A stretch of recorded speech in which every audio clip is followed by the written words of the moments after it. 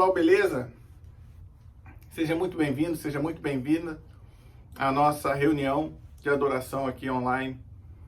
Eu quero pedir que você, se puder, dá um like, clica em compartilhar, né? Convida o pessoal para assistir e meditar com a gente aqui na Palavra de Deus.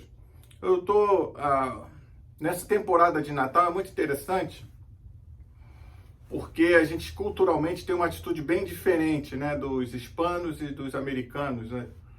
A gente não cobre muito o Natal, a gente não celebra muito o Natal, não. A gente celebra a família, a gente celebra as férias, a gente celebra a amizade, mas a gente não celebra muito o Natal, não. A gente não tem o costume de cobrir o advento, de realmente buscar essa conexão, de antecipar, de se conectar com a esperança, enfim, com toda a tradição cristã. O brasileiro tem uma cultura diferente. A gente, toda essa antecipação, a celebração do advento meio que ficou para trás e ficou mais caracterizada como uma cultura da Igreja Católica Romana. Então, assim, eu decidi mudar um pouco o formato do culto por conta disso. Vou fazer um culto um pouco mais curto, mais dinâmico, mais focado na meditação. Então, a gente vai suspender a música por um tempinho e a gente vai cair direto na reflexão. Então, se você está acostumado a chegar atrasado para a reflexão, muda o costume que você vai ficar de fora. Vai perder. Mas vamos lá. Outra vez, seja muito bem-vindo, seja muito bem-vinda, né, à nossa reunião de adoração. Meu nome é Lucas Bonatti, você sabe, sou pastor da PMB, Primeira Metodista Brasileira aqui em Downtown, Miami. Vamos orar comigo rapidinho? Deus de graça, amor e bondade, nós nos apresentamos diante de Ti, nós nos apresentamos, Senhor, apresentamos nossas vidas e Te pedimos perdão pelos nossos pecados, Senhor. Nós Te apresentamos nossos sonhos, nossas frustrações, e confiamos que a Tua graça irá limpar tudo que há de errado em nossas vidas, Senhor, que as portas que vêm de Ti, que estão de acordo com a Tua vontade, vão se abrir nas nossas vidas, e aquilo que não provém de Ti será afastado de nós, porque Te pertencemos, Te servimos e queremos, Senhor, estar debaixo da Tua direção e da Tua graça. Por isso, fica conosco, recebe, Senhor, esse culto, e fala conosco através da meditação da palavra, em nome de Jesus, ó Deus. Amém e amém. Pessoal, só uma lembrancinha rápida. Hoje é dia de Santa Ceia. Então, se você ainda não pegou, corre lá na cozinha, pega um pãozinho. Se não tiver pão, um biscoito. Se não tiver biscoito, uma fruta. Alguma coisa, né? Para você comer, simbolizando o pão da ceia. Da mesma forma, pega um suquinho, uma água, tá? Ou um vinho, para simbolizar o vinho da ceia, tá ok? Falei bem devagar para dar tempo de você ir e voltar.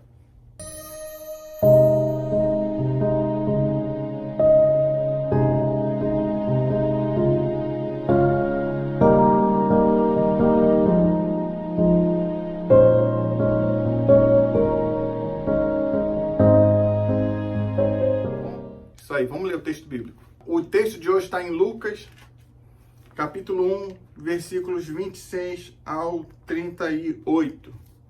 Semana passada a gente leu a visão que Zacarias teve de um anjo. Hoje a gente vai ler a visão que Maria teve do anjo, ok?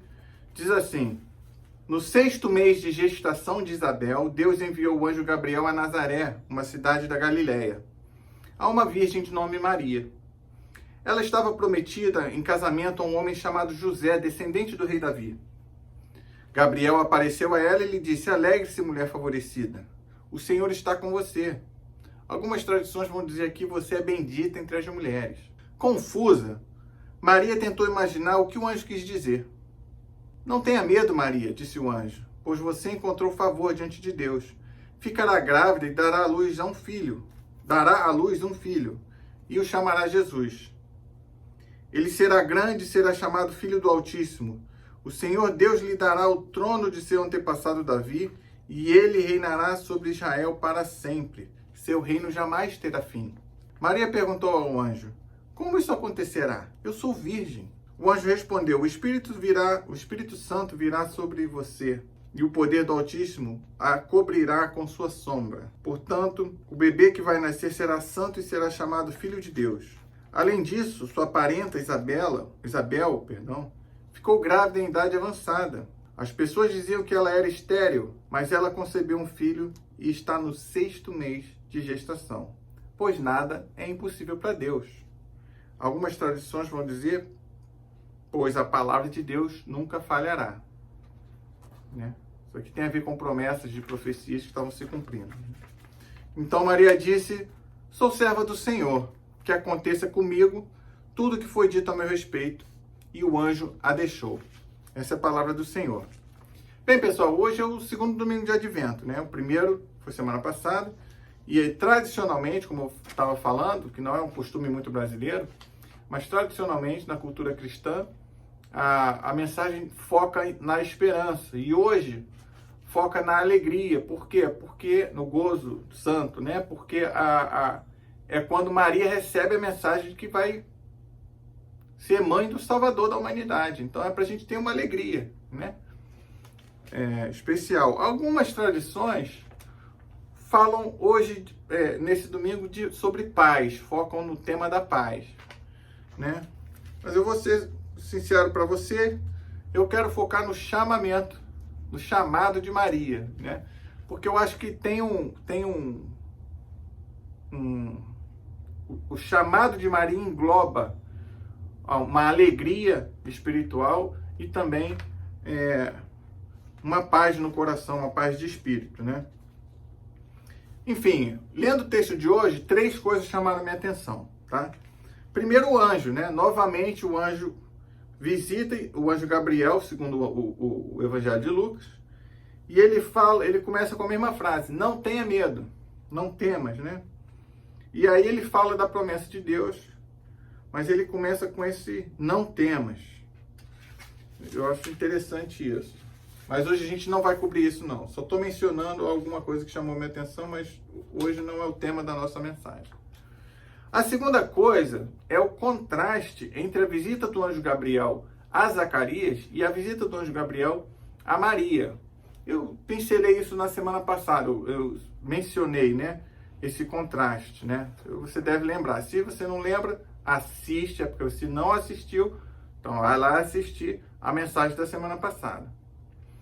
Bem, Zacarias, vamos ver aqui o contraste. Zacarias responde ao anjo Gabriel assim: como posso ter certeza de que isso vai acontecer? Eu já estou muito velho e minha mulher também é idosa. Maria, por sua vez, responde assim: mas como isso pode acontecer? Eu sou virgem. Como é que eu vou ter filho? Sou virgem. Inseminação artificial. Não, brincadeira. Bem, aos meus olhos aqui, queridos, a reação dos dois é a mesma, né? Ele diz: como posso ter certeza que isso vai acontecer? Como eu posso ter certeza de que isso vai acontecer? E ela diz: mas como isso pode acontecer? Né? Não são as palavras idênticas, mas o teor é basicamente o mesmo. Eu vejo assim. A gente pode especular aqui, querido, que Zacarias, por ser sacerdote e conhecer, né? Obviamente, ele era sacerdote, então ele conhecia profundamente a história de Israel, né? E a história de Abraão e Sara, que foi o primeiro casal, né? Pai da nação de Israel, e ela era estéril, e os dois foram pais de Isaac bem idosos, eles já eram bem idosos quando Sara concebeu Isaac, né? Então, meio que por ser sacerdote, talvez Zacarias não tivesse o direito de ignorar que seria possível que ele e Isabel fossem pais em idade avançada, né? Mas, sinceramente, eu acho que se esse fosse o caso, o texto bíblico estaria indicando para a gente o seguinte: que Deus tem menos paciência com o seu povo do que com o resto das pessoas. Que Deus tem menos paciência com os sacerdotes, que Deus tem menos paciência com os líderes das igrejas do que com a pessoa comum, né? Pessoa que não exerce uma função sacerdotal. Isso é um tema polêmico, não vou cobrir hoje, a gente pode talvez cobrir na no outro dia aí, né? Mas essa é uma possibilidade, né? Da gente especular, investigar e meditar sobre isso, pedir orientação a Deus, né? Mas eu acho que, sinceramente, esse não é o objetivo de Lucas, quando Lucas está escrevendo o Evangelho. Ele não tem isso em mente. Não creio, particularmente. Eu não creio que essa seja a mensagem que ele quer passar para o público dele. Né? Eu acho que ele quer, sim, contrastar, fazer um contraste, opor Zacarias, né? O sacerdote Zacarias, com a menina virgem Maria. Né? Principalmente porque tem uma diferençazinha, apesar de ser muito semelhante, tem uma diferença muito sutil na resposta de Zacarias e na resposta de Maria. Né? Zacarias diz assim: como eu posso ter certeza de que isso vai acontecer? E Maria diz: como isso vai acontecer? Então, Zacarias está concentrando a resposta dele nele mesmo. Ele quer saber como ele vai poder interpretar isso. Né? Ele quer saber como ele pode entender. E a promessa de João, querido, não é para ele. É para a humanidade. Então, é meio que como se o escritor Lucas estivesse tentando indicar sutilmente, nas entrelinhas, um nível de dúvida, um nível de egoísmo, um nível de pensar muito em si próprio e não nos outros, não no contexto geral. Já Maria, por sua vez, ela não personaliza a pergunta, ela diz assim: como isso vai acontecer? Né? Ela só tem um fato claro, ela é virgem, ela não pode estar grávida se ela é virgem. Então, como uma virgem pode ficar grávida? Né? É uma diferença sutil, é meio de entrelinhas, é bem de interpretação, né? Talvez você ache até que é uma forçação de barra. E eu respeito isso. Né? Mas para mim parece assim uma coisa muito clara, né? E às vezes é aquilo, né? Quando você está lendo a Bíblia, meditando, orando, certas coisas saltam aos seus olhos e que você tem uma sensação de que vem de Deus, né? O pessoal nas igrejas fala muito assim: é que eu senti no coração, né? Deus falou ao meu coração. E eu acho que está meio aqui que esse contraste tem um elemento disso. O Zacarias está mais preocupado com ele, de como ele vai entender as coisas, e ele não consegue entender que a mensagem do anjo é uma mensagem que vai abençoar a humanidade, não só ele. Já Maria, ela só quer saber, ela está meio que curiosa só, porque logo depois ela aceita, né? Então, também tem uma outra coisa que a gente chama na antropologia da missão, né? Enfim, antropologia do texto bíblico, quando a gente vai fazer hermenêutica, existe também uma intenção, creio eu, do escritor Lucas, de fazer esse contraste, colocando o sacerdote como representante da classe sacerdotal, com um cara um pouquinho mais egoísta, com pouco discernimento de qual é a vontade de Deus. Afinal de contas, todos os evangelhos mostram claramente como os sacerdotes ignoraram que Jesus era o Filho de Deus, que eles não tiveram discernimento de quem Jesus era. A maioria deles, né? Alguns se tornaram discípulos. E o contraste era que o povo, né, que seguia, proclamava o evangelho, pregava, viraram missionários, eram pessoas comuns. Pedro era pescador, né? E por aí vai. O outro era cobrador de impostos, Mateus era cobrador de impostos. Então existe aqui uma mensagem do escritor para o público dele, afirmando esse contraste de que Maria, uma pessoa comum, simples, ainda virgem, tinha sido escolhida por Deus, e Deus estava usando ela para abençoar a humanidade, assim como Deus estava usando todos esses povos, todas essas pessoas simples, escravos inclusive, para propagar o evangelho para a humanidade inteira, enquanto os sacerdotes eram cegos espiritualmente. eu acho que isso fica bem claro quando a gente compara a atitude em relação dos evangelhos em relação aos sacerdotes, né? Então, me parece bem claro que Lucas está querendo dar essa indicação também nas entrelinhas, né? E de certa maneira, quando a gente vai olhar a resposta de Maria, a aceitação dela, o que ela fala?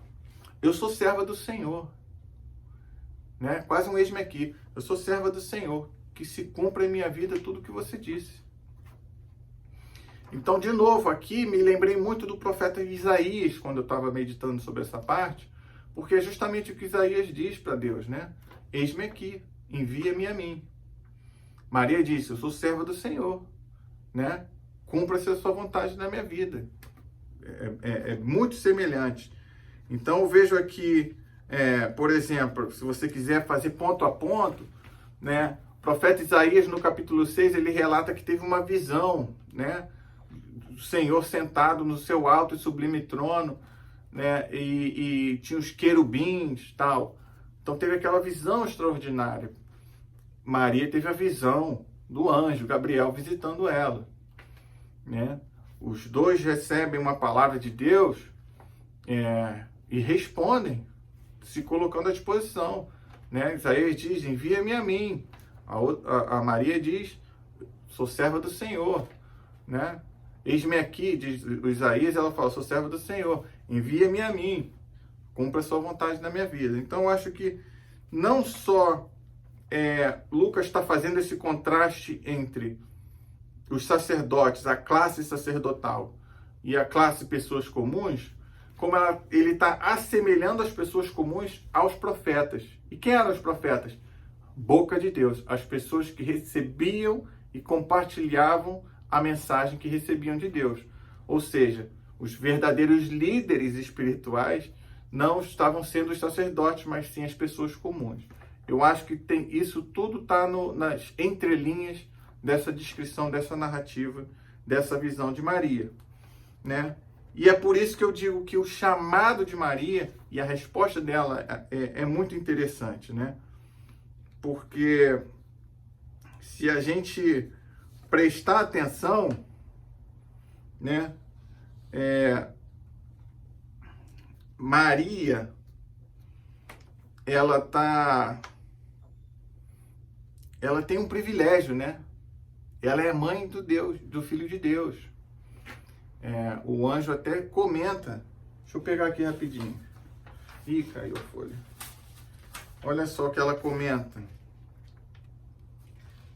O que o anjo fala para ela, antes de dar a notícia toda, o anjo fala assim: você encontrou favor diante de Deus. Quem encontra favor diante de Deus tem uma sensação de quê, queridos? De privilégio, de se sentir privilegiado. Então, Maria tinha o privilégio de ser o canal de Deus para abençoar a humanidade. Ela teve esse privilégio. Ela teve o privilégio de ser usada por Deus para criar o menino Jesus, que se tornou o homem e se tornou o salvador da humanidade. Então, Maria teve o privilégio de ser canal de bênção para o próximo, pessoa realmente próxima dela, mas para toda a humanidade, né, esses anos todos. E, querido, aí me veio aqui a meditação. Quem é que tem o privilégio de abençoar a humanidade toda? Quem tem o privilégio de mostrar para o povo o menino Jesus, quem é o Salvador? Quem tem o privilégio de apontar para as pessoas perdidas, pessoas com ódio, pessoas vivendo em divisão e briga? Qual é a solução? Qual é o caminho da paz? Qual é o Salvador da humanidade? É a Igreja de Cristo, somos eu e você. E aqui, de certa maneira, eu estou comparando a gente com Maria. Que me perdoem os católicos. Mas você consegue compreender? E é por isso que eu achei muito mais interessante falar sobre o chamado de Maria. Porque o chamado de Maria é o chamado da igreja, de certa maneira. Né? Nós fomos resgatados por Jesus. Nós não demos luz a Jesus Cristo. Eu não sou herege. Né? Mas nós temos o privilégio de sermos o canal que Deus usa para introduzir Jesus na vida das pessoas, como Maria introduziu Jesus na vida do mundo inteiro. Você compreende que para onde eu estou indo, o que eu estou querendo dizer? E por que isso é importante, querido? Porque a gente está vivendo tempos muito difíceis. Sabe, assim como os judeus viviam naquele contexto, debaixo da opressão do Império Romano, com dificuldade de adorar a Deus. 200 anos antes da chegada de Jesus, teve a revolta dos Macabeus, porque um dos reis, um dos líderes romanos quis proibir, ele não respeitou, perdão, quis proibir não, ele não respeitou a sucessão do sumo sacerdote, que é algo sagrado, né? A gente vê lá as regras em Êxodo e Levítico. Ele fez uma indicação política, né, dentro da igreja, com suborno, com tudo, e quebrou, desrespeitou a liberdade de culto, a coisa sagrada para o povo judeu. E aí teve uma revolta, e aí para suprimir a revolta, tentaram proibir que os judeus pudessem adorar a Deus, se reunir aos sábados. Então, assim, a tensão em que viviam eles era muito grande. Você não podia falar as coisas direito, senão você podia ser presa pelo Império Romano, sofrer sanções e várias coisas, né? E hoje, de certa forma, a gente vive em outra escala, em outro nível, em outro contexto, mesma sensação, sabe? De prisão, de limitação. A gente não pode se encontrar. Uns estão nem aí, se encontram mesmo, outros se encontram com medo. Enfim, tá difícil de viver. Não tá fácil. Fora os problemas que nós já temos, cada um com o seu problema. Mas assim, viver não tá fácil. A gente não pode se reunir. No Brasil estão se reunindo, né? Mas aqui nos Estados Unidos a gente não pode se reunir. A gente não tá. As igrejas estão fechadas, só tem o culto online. E a gente está cansado. A verdade é essa. A gente está cansado. Mas nós temos o privilégio de sermos igreja de Deus e de, ainda que debaixo da crise, nós temos o privilégio de apontar caminhos e soluções para que as pessoas possam se conectar com Deus, que as pessoas possam conhecer mais a Deus, para que as pessoas possam se aproximar de Deus. Então, por isso que eu achei muito importante compartilhar isso com você hoje. Porque Deus chamou a Maria para ser um canal de bênção para a humanidade, sendo a mãe de Jesus Cristo. Assim como Deus chamou a mim e chamou a você, chamou a igreja para ser um canal de bênção para a humanidade, porque é através do nosso testemunho, é através da nossa vida, não é através de livro, não é através de canções, é através do nosso testemunho, do que nós fazemos, se bate com aquilo que nós pregamos, é que as pessoas vão conhecer ou deixar de conhecer a Deus, vão querer ter interesse de conhecer a Deus ou não. Então, querido, meu convite é esse, minha reflexão é essa, eu quero oferecer para você essa reflexão em nome de Jesus e perguntar qual é a tua resposta, como você quer responder esse chamado. Em mundo dividido, o que você quer fazer? Como que você quer que Deus te use? Aproximando ou afastando? Unindo ou desunindo? Enfim, eu quero que você deixe Deus falar com você, para que eu acho que a gente tem esse chamado especial, esse privilégio, e é por isso que eu digo que é um chamamento que nos dá alegria, porque é um privilégio que nos dá honra. É uma honra ser usado por Deus, é uma honra compartilhar a mensagem de salvação. E minha oração é que você abra seu coração e sua mente para que Deus te use mais e mais, cada dia mais e mais. Ok? Nesse momento eu quero chamar você para participar da Santa Ceia comigo, de maneira muito simples, rápida e direta. Primeiro eu quero começar com uma oração de confissão. Quero que você, enquanto eu oro, você levanta para Deus as coisas que você sente que te afastam de Deus nesse momento, porque Deus perdoa. Vamos orar rapidinho?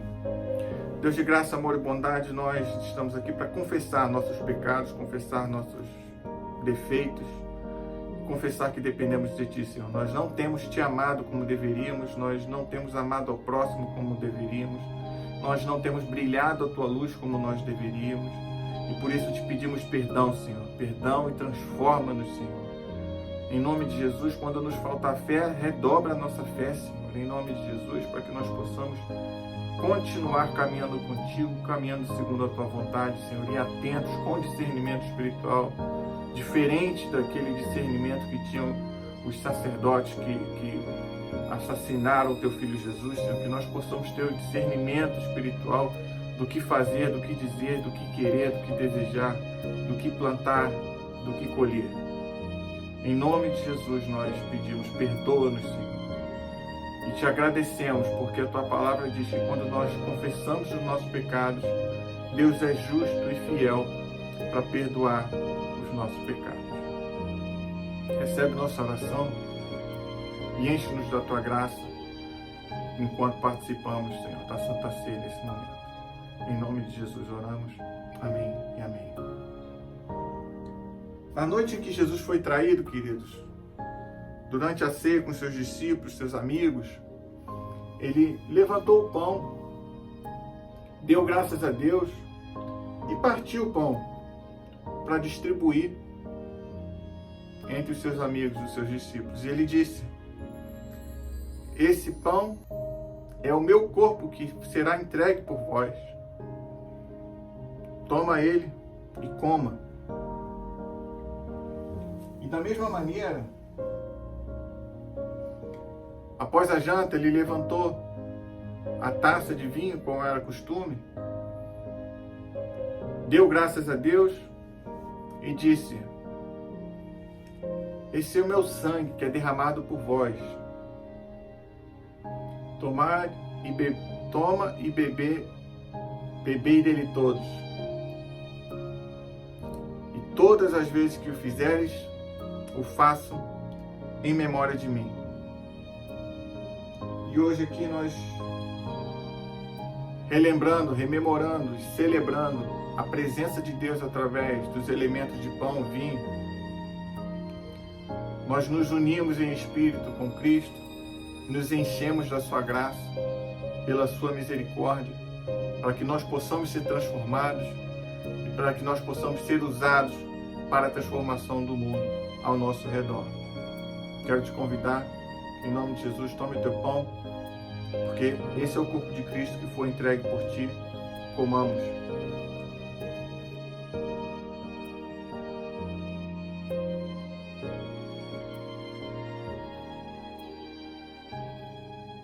E agora eu quero te convidar a tomar tua copa, teu vinho, teu suco, tua água, porque esse é o sangue de Cristo que foi derramado por nós.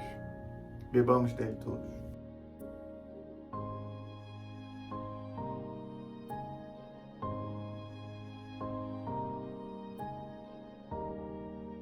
Vamos orar. Pai de misericórdia e bondade, nós te agradecemos, ó Deus, porque a tua presença se manifesta, Senhor, através dos elementos de pão e vinho. Nós te agradecemos porque podemos meditar na tua palavra com liberdade.